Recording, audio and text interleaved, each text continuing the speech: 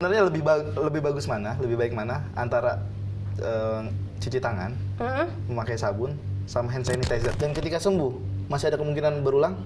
Ketika sembuh untuk terkena reinfeksi bisa. Kira-kira yang bagus untuk berjemur jamnya jam berapa, Dok? Tetap di bawah jam.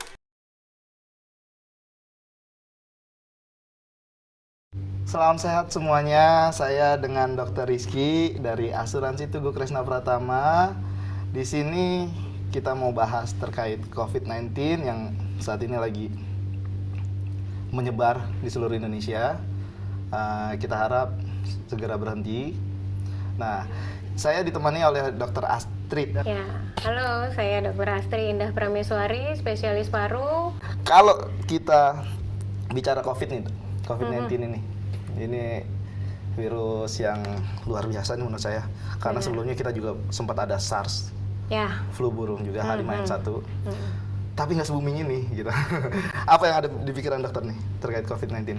Satu ya, virusnya nih gampang sekali menular ya. Memang sih kan sama berbahayanya seperti SARS ya. Toh nama virusnya juga SARS-CoV-2. Jadi ini yang adiknya si SARS-CoV tapi lebih menular ya. Apa yang bikin kira-kira penularannya lebih cepat?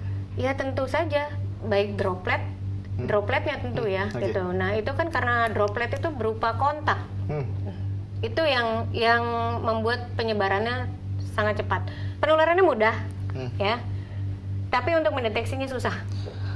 Ketika orang batuk gitu dok ya, ini virus ini akan keluar, tapi belum ada inangnya, masih bisa hidup itu? Masih bisa bertahan di udara. Satu lagi, penularan tuh yang pasti secara droplet.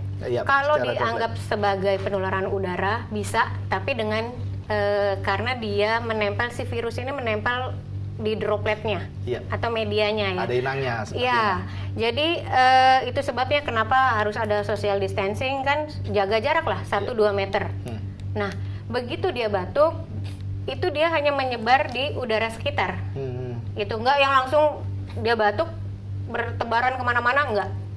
Gitu. Jadi sekitar 1-2 meter dari sumbernya ini. Jadi kalau misalkan begitu kita ada yang batuk, baru lewat, nah dia bisa. Bisa saja kemungkinan untuk menghirup itu bisa. Sebenarnya lebih bagus mana, lebih baik mana antara cuci tangan, memakai sabun, sama hand sanitizer? Gini, kalau hand sanitizer, asal kandungannya dia mengandung alkohol, ya, itu bisa kita gunakan. Gitu. Jadi bukan hand sanitizer yang dibuat asal-asalan ya untuk melembabkan atau apa. Jadi untuk penggunaan hand sanitizer aja kan kita ada minimal. Pencuciannya aja untuk 20 detik. Iya, betul. Gitu ya. Gitu. Dan kalau untuk cuci tangan di bawah air mengalir dengan sabun 30 detik. Nah, itu dijalankan harus dengan baik gitu. Jadi cuci tangan juga bukan yang hanya asal-asalan terus udah beres. Itu enggak gitu. Tapi harus 30 detik. Ada standar khusus nggak sih untuk berapa persen minimal alkohol yang ada di sanitizer yang paling baik? Setidaknya mengandung cukup alkohol 60 ke atas tuh bagus sih. Ada nggak gejala-gejala lain yang bisa kita detect dari hari pertama, kedua, ketiga? Gejalanya biasanya sih kalau untuk yang mengarah ke COVID ya pasti batuk atau nyeri tenggorokan. Nyeri tenggorokan.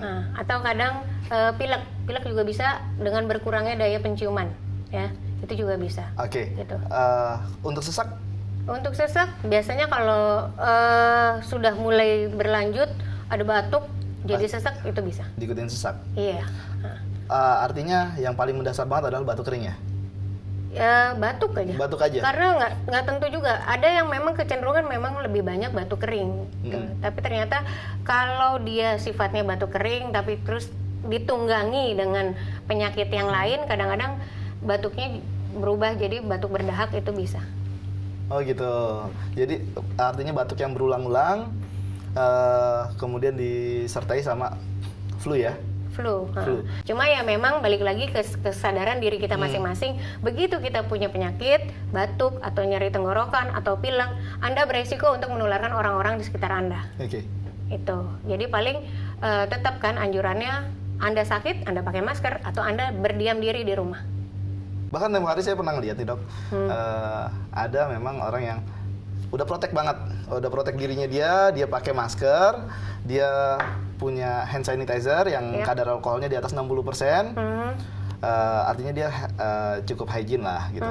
Tapi pada saat finishingnya artinya pada saat dia copot masker itu berpotensi juga dok, karena dia megang di tengahnya nih, tengahnya. Benar. Nah makanya kalau bisa memang kalau buat teman-teman yang pakai masker ketika copot itu kalau bisa jangan megang tengahnya. Fungsinya masker nih sebenarnya dia menyaring juga kan ya. Iya, jadi betul. begitu kita kecipratan nih sial-sialnya, ibaratnya dia tertampung di depannya. Betul. Begitu pegang depannya ini udah kena lagi nih di tangan gitu. Jadi tetap harus prosedur membuka masker tuh dari samping.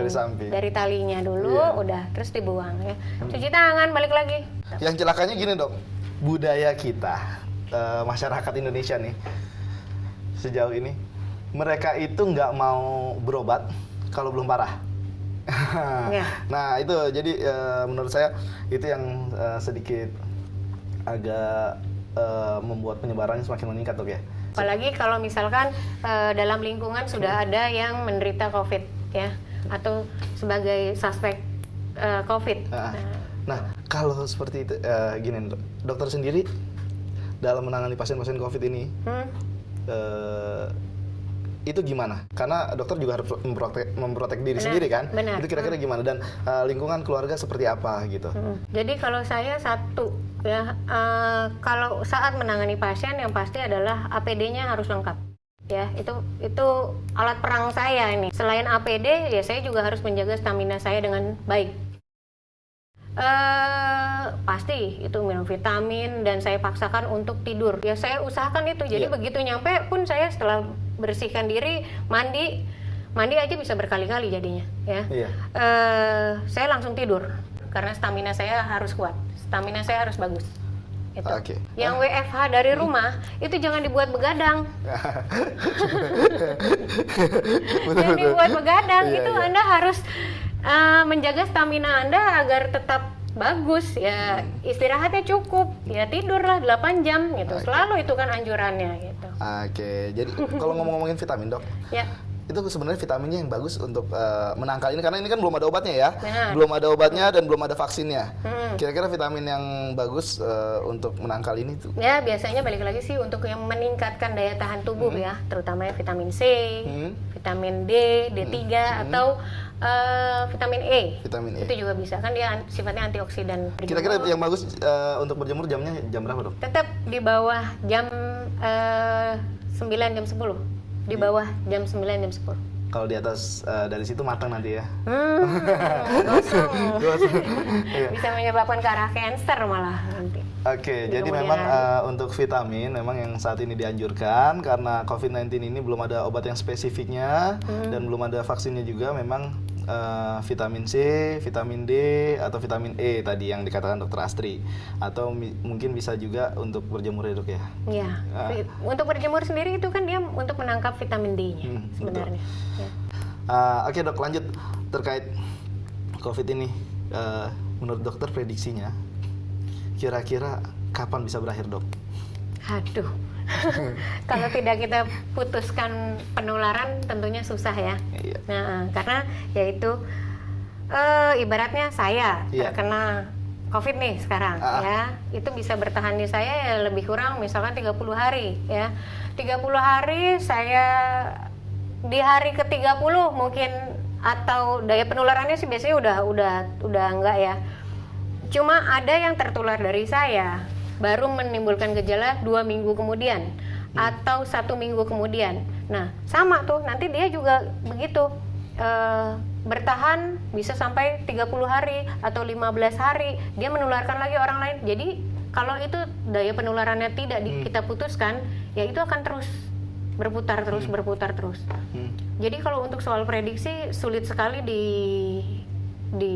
diputuskan ya, dikatakan sekian sampai bulan Mei, sampai bulan Juni, tidak bisa selama perlakuan kita masih tidak membatasi diri dengan baik. Dan ketika sembuh, masih ada kemungkinan berulang? Ketika sembuh untuk terkena reinfeksi bisa.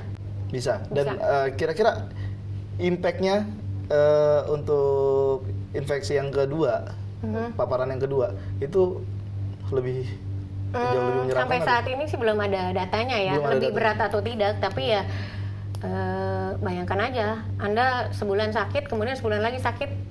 Betul. Bagaimana baik keluarga ataupun produktivitas Anda juga pasti terganggu ya. Iya. Nah, kalau misalkan di lingkungan kita, baik keluarga ataupun tetangga-tetangga, udah ada yang dinyatakan positif nih COVID-19, kita harus gimana sih, Dok? Jaga diri kita sendiri ya, bukan berarti kita harus jaga jarak dengan penderita itu pasti ya. Tapi bukan berarti kita harus menghakimi dia untuk pergi dari wilayah kita, itu tidak ya. Saya rasa enggak deh. Bayangkan pada saat itu terjadi pada keluarga Anda harus bagaimana ya. Jadi bagaimanapun juga kita harus memproteksi atau membatasi diri kita. Kira-kira menurut dokter paling pas itu pemeriksaan apa sih, Dok? Kalau untuk standarnya adalah memang pemeriksaan darah dan foto toraks ya. Standarnya. Ya memang bakunya pasti nanti ada pemeriksaan swab ya. Ngambil dahaknya ya. Ya, usapan dari orofaring ya, daerah saluran nafas atas. Dan itu ada di Rumah Sakit Premier? Di Rumah Sakit Premier kita lakukan ya. Ya, jadi untuk kasus-kasus pasien yang memang rawat inap ya, yang suspek ya. Oke, itu dilakukan terus? Dilakukan. Itu tiap hari dilakukan? Tergantung case-nya ya. Jadi kalau misalkan memang suspek ya kita lakukan. Gitu. Kemarin juga sempat booming juga, Dok, kasus perawat yang diusir sama ibu kosannya. Benar. Jadi saat ini masyarakat ini kalau tahu orang bekerja di rumah sakit, khawatirnya, boleh sih khawatir, cuman agak berlebihan gitu. Jadi dia memblokade lingkungannya untuk tenaga-tenaga medis ini pulang ke rumah. Nah, dengar hal-hal yang seperti itu menurut dokter gimana sih? Apa yang bisa dihimbau buat masyarakat ini, karena ketakutannya terlalu berlebihan, Dok? Ya memang pemikiran seperti itu memang susah ya, kita nggak bisa menghindari, memang pasti ada aja yang seperti itu berpikirnya. Memang tidak adil menghakimi seperti itu. Saya di posisi seperti itu pun saya juga sebenarnya ada loh, kita juga ingin mengisolasikan diri kita ya. Dalam arti kata saya juga tidak ingin membawa virus, kalaupun saya memang benar terjangkit yang tanpa gejala, ya, saya juga tidak ingin membawa virus itu ke keluarga saya, gitu. Jadi saya pun juga akan lebih berhati-hati, gitu. Hati-hatinya baik dari sebelum keluar dari rumah sakit sampai masuk rumah pun itu juga saya sangat berhati-hati. Jadi untuk tenaga-tenaga medis pun juga saya rasa menjalankan pola seperti itu, karena mereka sendiri juga tentunya juga tidak ingin membawa masalah ke rumah. Paling yang menjaga social distancing. Untuk dokter sendiri kira-kira apa nih, Dok, pesan yang buat disampaikan ke teman-teman? Tetap kalau sudah ada perusahaan atau kebijakan yang meminta untuk WFA, patuhilah. Kita harus sama-sama di sini memutus rantainya minimal dari diri kita sendiri dulu. Kalau kita nggak peduli sama diri kita sendiri, setidaknya kita peduli sama keluarga kita. Ada orang tua, ada istri, ada suami atau anak-anak di rumah yang itu akan berpotensi loh kita tularkan gitu. Jadi WFH itu kerja di rumah ya, Dok ya, bukan di mana-mana. Jadi bukan jalan-jalan juga, karena memang kondisinya pemerintah mengadakan WFH ini, tapi ternyata banyak yang dipakai kesempatannya untuk berjalan-jalan gitu. Jadi bahkan minggu-minggu ini malah udah mulai ramai lagi nih jalanan. Benar. Nah makanya jadi saya minta tolong buat teman-teman semuanya di sini, sekali lagi saya nggak bosan-bosan, tolong putus rantai COVID-19 ini. Sebelum saya akhiri, mungkin saya dengan Dr. Rizky dan saya ditemani oleh dokter. Saya Dr. Astri Indra Prameswari, spesialis paru. Ya, kita ucapkan terima kasih banyak buat teman-teman semua. Tetap sehat ya.